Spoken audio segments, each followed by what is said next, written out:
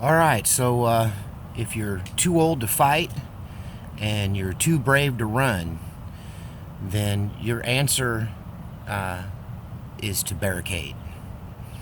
So one would think barricading is a simple thing.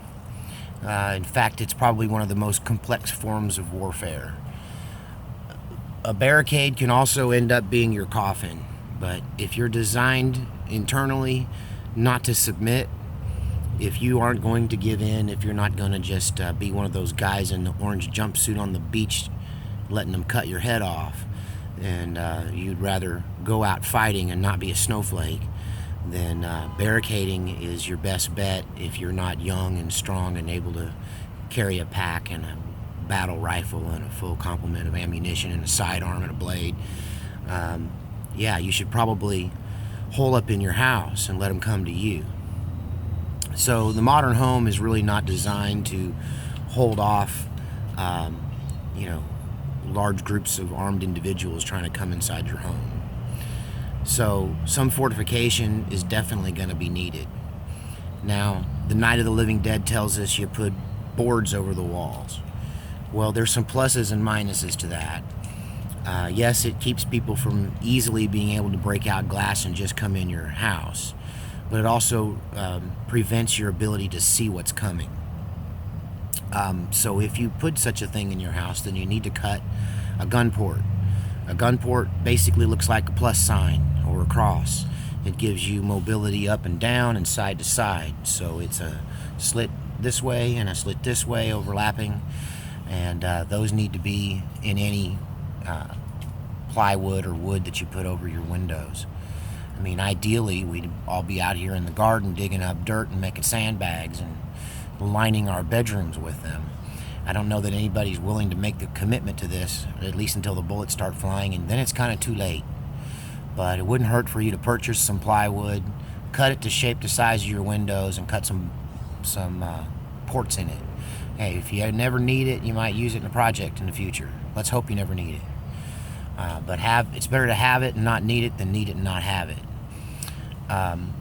But really, a barricade is not just barricading inside your home. It's creating concentric rings of fortification.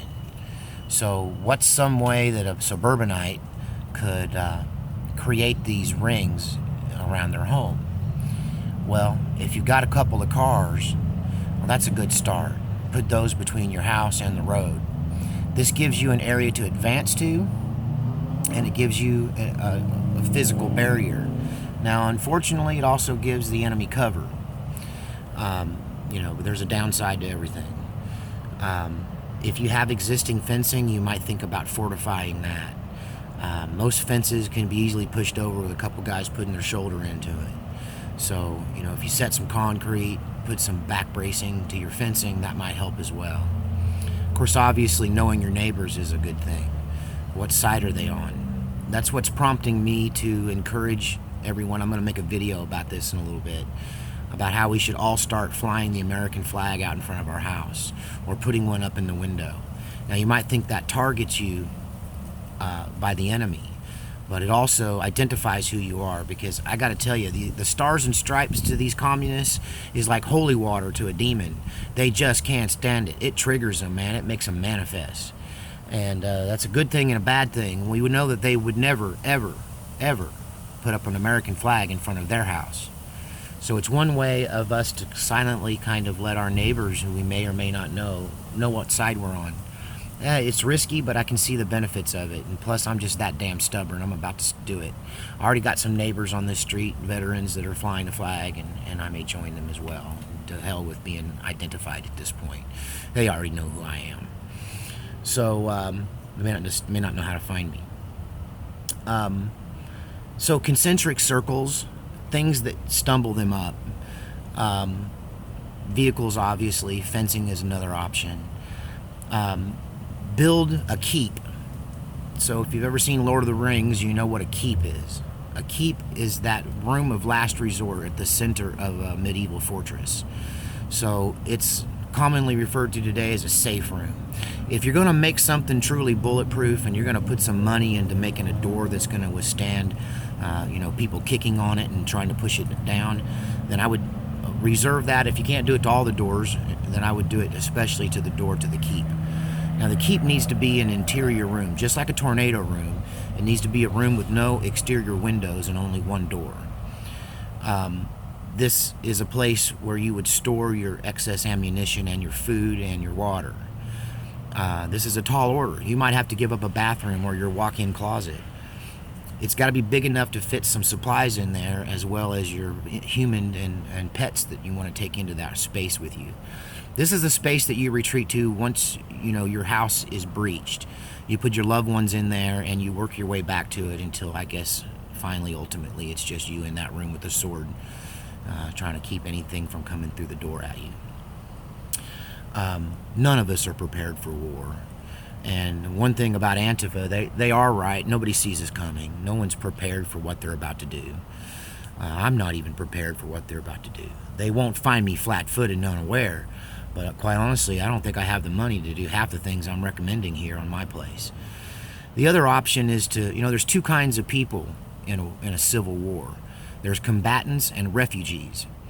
So you may be forced to leave your home, at which point I would probably look to my video, how to avoid being a victim of the purge, I think is the name of it. In that I talk about mobility and the bug out option. The other thing you want to do is to signal your perimeter. If you're going to Barricade, you definitely want some kind of perimeter signal. They sell, you can get them online, and you still have time if you order now, I imagine. I'm not selling them. I don't know where. I'm not going to tell you where to find them. They're out there. It's just a little device that takes a 12 gauge blank or a primer, and it rigs up to a pull pin with a fishing line or a tripwire, and you can put those around your house, so if somebody trips them, they make a really loud noise and it'll wake you up. When November 4th comes around and I see any sign of any weirdness whatsoever, trust me, I'm going to be establishing around the clock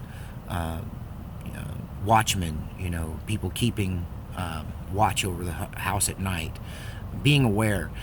Your cameras, I got a family member who just installed a shit ton of cameras all around their property.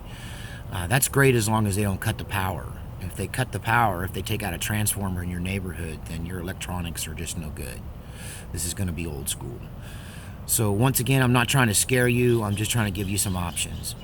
I also suggest some reading material for you if you're not a warrior. If you are, you've probably read them. If you're not, you should. One is called the Zen and the Art of Archery. I can't remember the author's name. It's an ancient Chinese author. The other one is The Art of War by Sun Tzu. TZU is the last name on that. They're also an ancient document. They're a bit hard to read, but I'll tell you what, they're full of gold. So deception, that's one of the key things. If you're home, make it look like you're not home. If you're not home, make it look like you are home.